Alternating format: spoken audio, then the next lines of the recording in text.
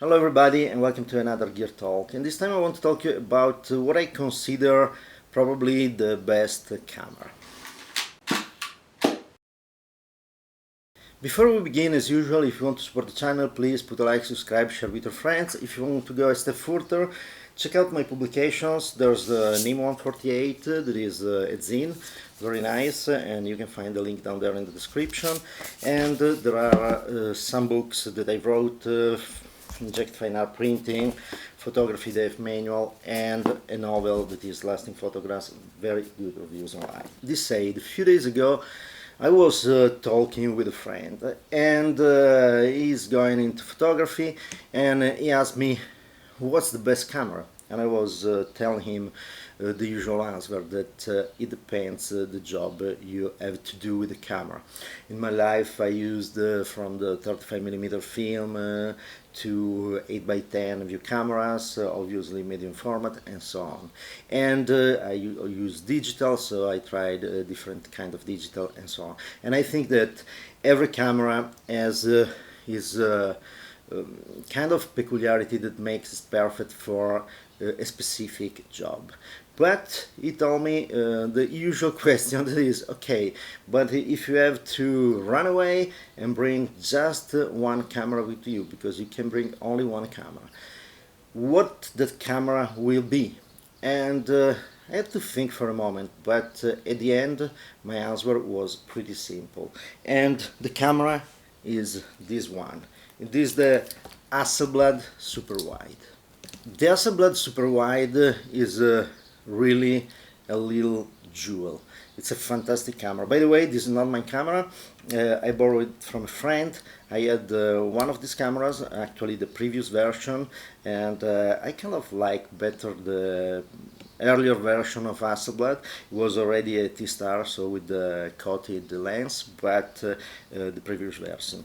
This is the newer version. I had to sell mine, and I will buy one again pretty soon. So this is the thing. But I love this camera. This camera is really a kind of unique camera.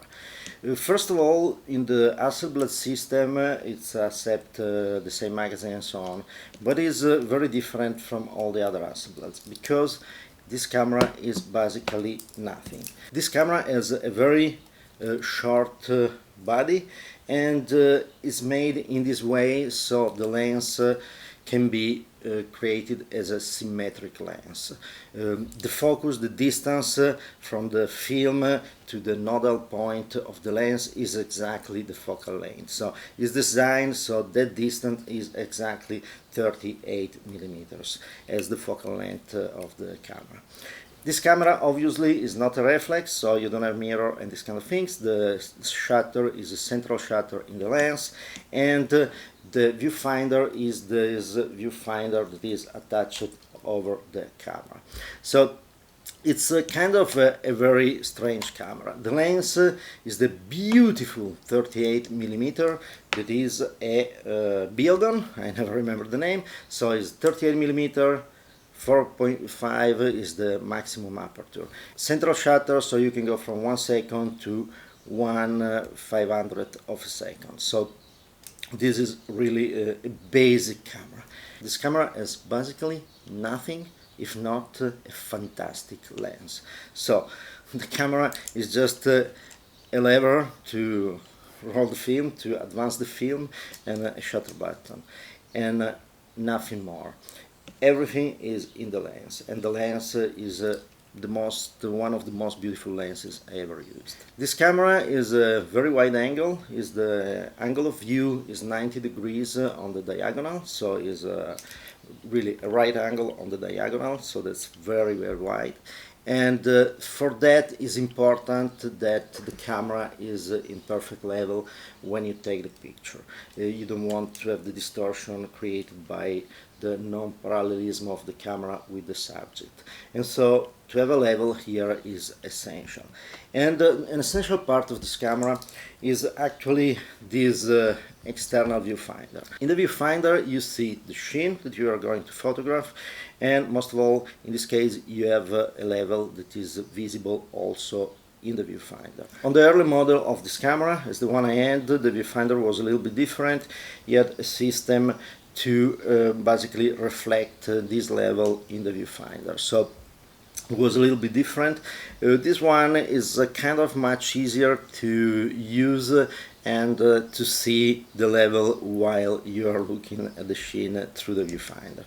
This camera is made kind of perfect by little things, and one is the fact that you can detach this, and this is absolutely fantastic because every time I went to do some assignment, kind of architecture or things like that, or every time I was around just taking picture of subject that required a tripod, the best way to do it is you take the viewfinder with you, you go around, look for the sheen exactly, look for the good point of view without having to bring the camera. You can just leave the camera in the bag, go around with this is very light, find the perfect point of view. When you identify the perfect point of view, you just put a sign on the floor and you come back with your tripod and set up the camera. So this is something that is fantastic. You can remove or have it on the camera. Obviously the most beautiful thing of this camera is the lens that is absolutely sharp and is a wide angle, so with a lot of depth of field. If you go 11 as aperture, you go from 1 meter, 1.2 meter to infinite. So if you, for example, do street photography with this camera, you just put f8 or f11 and use the depth of field, and you can just go around and take pictures without problem. So f11 you can go from 1.5 meter to infinite without a problem, and everything will be in focus. So very nice to use. Actually, this camera was created for doing reproduction. The idea was to have a symmetric lens, so with no distortion at all, to do reproduction. It was a reproduction camera. And for this reason is absolutely fantastic. It has no distortion at all. So why I decided to choose this camera if it is the only camera I can use in my life? And that is very simple.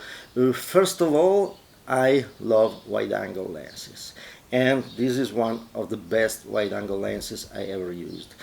Probably there's something for the view camera that is the 47 Schneider for the 4x5 that is something that can compete with this, but I have found no other wide-angle lenses that can compete with this in the quality of the image. Lack of distortion, sharpness, everything is great.